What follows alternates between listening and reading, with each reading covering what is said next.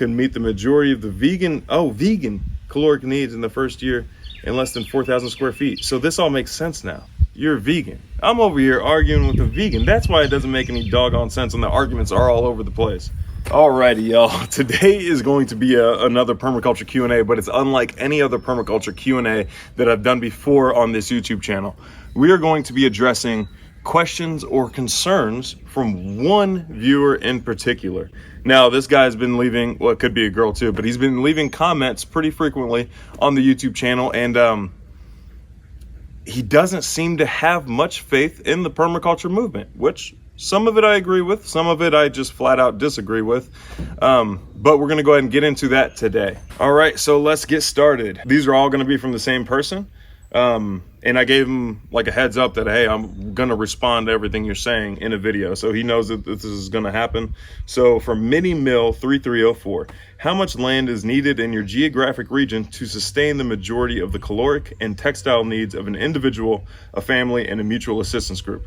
How much of your own food do you currently produce? So we'll start with the first half first. I don't know how much land is actually needed to provide all of those things, like all of your caloric and textile needs of an individual. It's very, very site specific.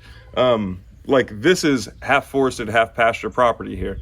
The caloric outputs from this property are going to be vastly different than just that flat out straight field that's just over to the west of me. So very site specific. Also depends on how much effort and time you can put into it. And how well designed the property is.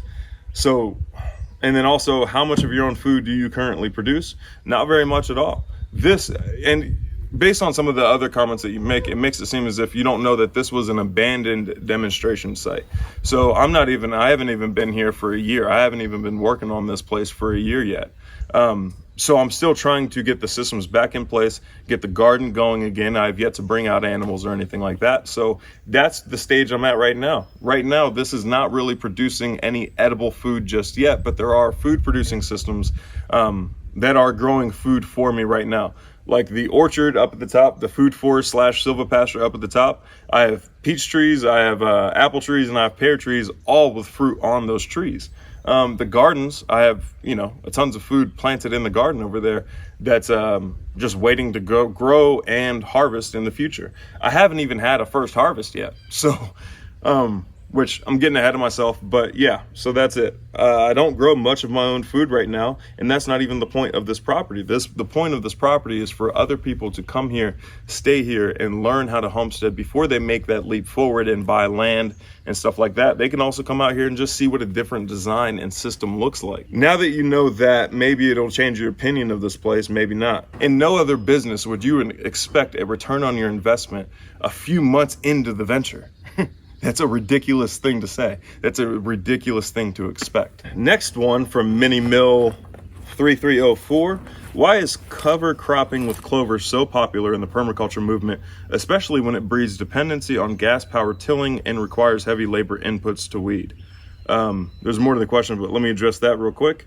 I'm never gonna till that garden again, and it really doesn't require heavy labor inputs. I've weeded that thing twice. And I'm also weeding instead of watering. So I have an option there. I'm not living on this property. So I would either have to travel here multiple times a day to water the garden, or I could plant a cover crop, and I've weeded it twice so far this year. So I think that's a pretty good trade-off.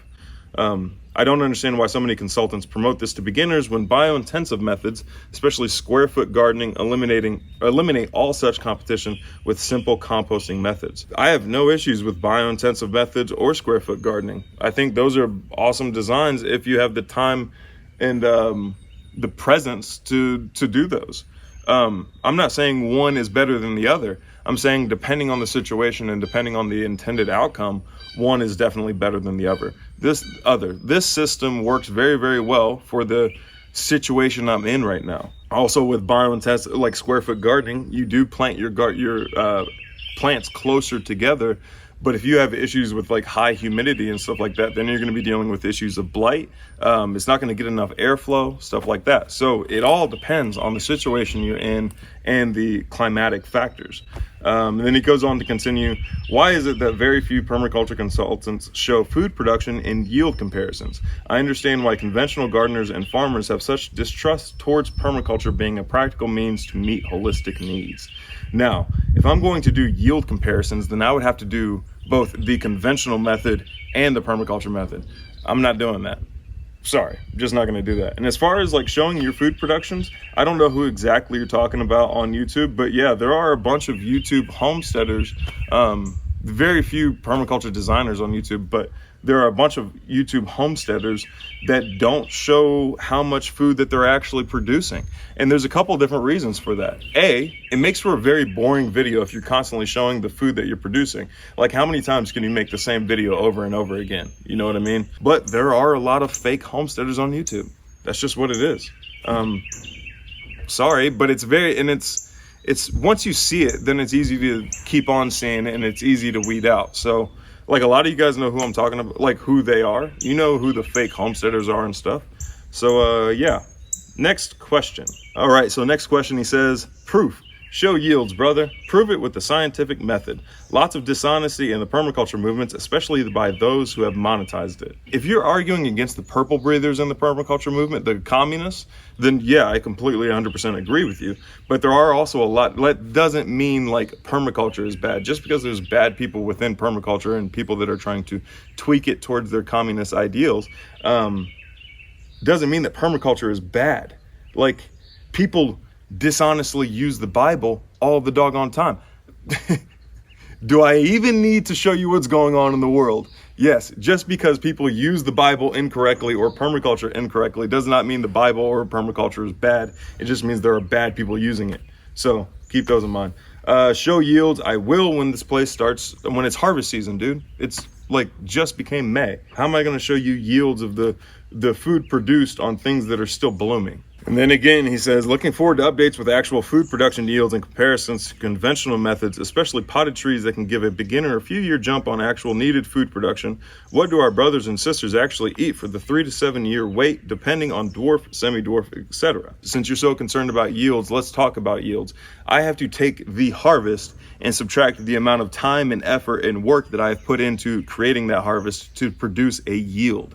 If I'm putting no effort or very, very little effort into it, but I'm getting 50% production, that's a higher yield than having 100% production and putting in 10 to 15 hours a week on that particular system. Hopefully that makes sense. It's the beginning of the permaculture design manuals talking about yields and stuff like that. It's a very boring chapter at first until you go through the entire course and then you revisit yields, and then you have a better understanding of why they're so important and how you can tweak it just by tweaking different design aspects. And then you're talking about the potted trees versus bare root trees. That you were talking about scientific method earlier.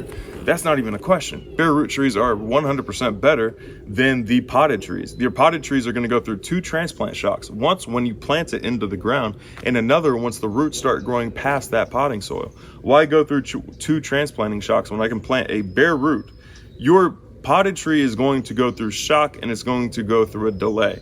The bare root is only going to go through shock once, first time I plant it, and then it's going to surpass your potted tree in no time at all.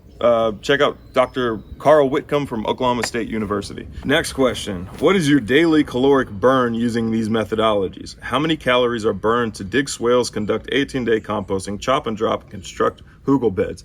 I don't make hugel beds. They don't make any sense. Show me in nature where hugel beds are replicated other than a tree falling over and the root ball standing up in the air.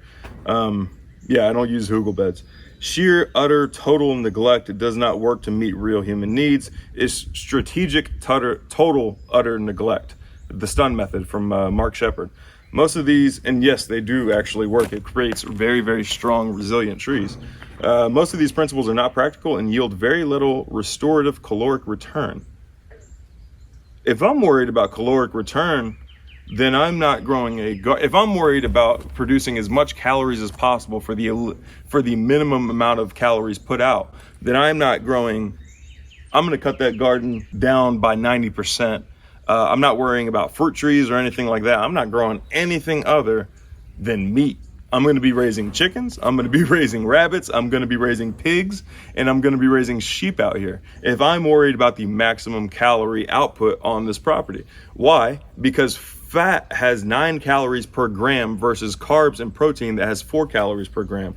I'm going to be growing as much fat as possible, especially with pigs. Yeah, I'm going to be growing pigs like crazy. If I'm worried about how many calories I can produce on this farm, I'm going to grow as many pigs as possible before I have to start bringing in outside inputs like feed and stuff like that. That's what I would do. And then also chickens and rabbits. Rabbits produce more meat in a year. A breeding pair of rabbits produce more meat in a year than cows do. So that's what I would do if I'm looking for the maximum caloric return. And then he says, after doing simple math and reviewing all your videos, your father's, I don't see sufficient calorie production to sustain you and others. Look in the freezer. I am saddened by how so many of you have monetized this movement while name dropping the Messiah. Jesus is my Lord and Savior. There's no, I'm not using the name of Jesus to monetize or to boost this channel at all. The ideology of religious dogmatic permaculture claims localization, net zero design, and non-input sustainability. There's nothing wrong with localization. There's nothing wrong with, actually net zero's design means you're sustainable. It means you're breaking even. It means it's a sick system still. You need to have regenerative design.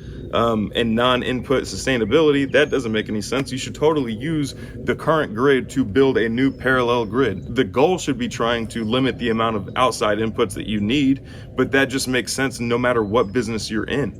And then it continues on saying, although I have a PDC license, it's a certificate, not a license, I now refuse to name drop because, sorry, that was petty. I now refuse to name drop because I believe these methodologies are playing into a globalist agenda with strong Islamic ideology. Study NEOM. He's talking about that 15-minute city, that straight line city that they're putting up in Abu Dhabi or the Middle East or whatever, to confine the majority to concentration camp cities in the guise of Greenpeace while allowing rural areas to go wild. Permies are hyping methodologies that don't actually work, which is why so many trying to homestead quit, and those that don't profiteer off the perpetuating the lies. The elite now have the tech to replace the complacent consumer manual labor class with machine automation till the culling begins. So permaculture does not line up with these 15-minute cities. In the end of the permaculture design manual, in the last chapter, it talks about building a new society, and it also makes a point to say that any population over 30,000, which would be your 15-minute city, that's a huge population condensed all in one straight line. A population over 30,000, you start committing crimes outside of necessity. Also, living above 3 stories, mental health issues start coming out of nowhere. So if anything, if a permaculture society were to be created, like a permaculture country, you would have a bunch of smaller cities all over the United States that produce their own food that are limited to 30,000 in population before creating a new, or it's similar to that, before creating a new city,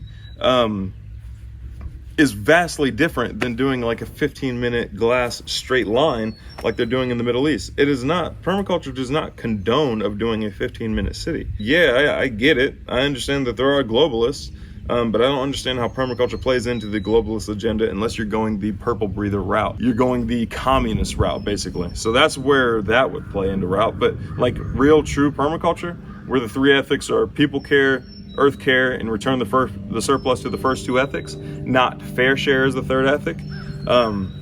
Real deal permaculture does not condone of anything like that. So let's move on to the next one. He says, can you please consider videos actually showing food production, not trying to be overly negative, but very few big name influencers with large followings are actually showcasing the sufficient food production to meet their personal needs, let alone family or tribe. So how sustainable is the hype? We will soon find out. So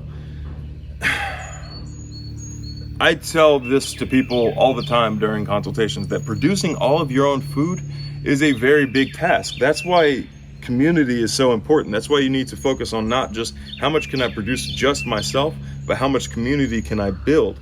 How much redundancy can I build? And then he goes on to quote from Bill Mollison, the greatest change we need to make is from consumption to production, even if on small scale. In our own gardens, if only 10% of us do this, there's enough for everyone. Hence the futility of revolutionaries who have no gardens, who depend on the very system they attack, and who produce words and bullets, not food and shelter. So you are guilty of exactly what Bill Mollison just made the claim of. By the way, we're producing bullets, food, and shelter over here. But yeah, you're guilty of exactly what Bill Mollison just made the claim of. You're getting upset that somebody's using a different technique to produce food. I don't even know what techniques you're using. I'm guessing biointensive or Jadam and stuff like that. There's nothing wrong with using those methods. It just depends on the scenario. This is the best scenario this is the best design for my scenario. Let's go on to say, and then somebody responded to his comment saying, man, I second this. All these food forests that don't show produce, I am wondering if they work at all. I agree with you. A lot of the tours of food forests and stuff like that are done outside of the harvest season. Also, it's very difficult to record a food forest during full-blown harvest when everything's producing, because things produce at different times. I don't understand how a food forest wouldn't work. I don't understand like where the failing point in a food forest would be. Now, if you're trying to use a food forest to put out like commercial output, then that's the wrong tool for your design. You should go more along the permaculture orchard method like Stefan Sokoviak does up in Canada. You're much better off doing that if you're looking for a commercial type setup. If you're looking for very passive food production in a very resilient system, then I would go with a food forest. It all depends. Like I said, it all depends before. And then Minimil 3304 goes on to say, brother, I have been on food forest installs where we planted hundreds of perennials with an 85 to 95% failure rate in food production. All right, I'll show you how to plant a tree, because that is insane. That just means you guys planted them wrong. Like if you have an 85 to 95% failure after planting hundreds of perennials, you planted them wrong.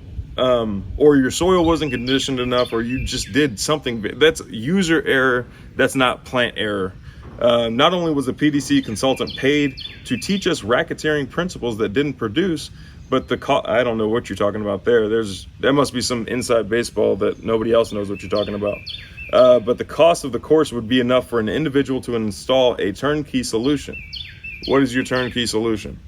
More than an organic raised bed garden with OMRI compost and heirloom seeds could meet the majority of the vegan caloric needs in the first year in less than 4,000 square feet. So this all makes sense now.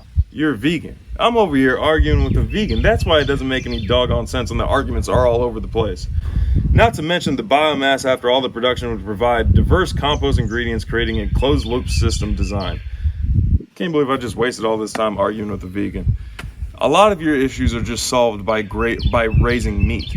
Like, I don't need to worry about my garden producing all of the calories that I need because I have 8 pigs at home. I don't need to worry about like my fruit production in the food forest being absolutely perfect, because the main purpose of those trees up there is to provide shade for my animals that can put on more weight whenever they have shade from the intense Texas sun. So yeah. So if there's an answer to any of this, it's eat more meat. Meat will save you. Oh, by the way, Minimil, if you need a consultation, then hit up the links down below. My email is ThePermacultureConsultant@gmail.com. Meat is delicious, dude. You should start eating it. If I'm worried about producing the most amount of calories possible, my garden is going to be just big enough to season all the meat I'm going to be eating. So yeah, maybe think about making that transition. You'll be less cold. You won't be shivering as much. Stuff like that. We'll see you guys. Thank you guys so much for watching.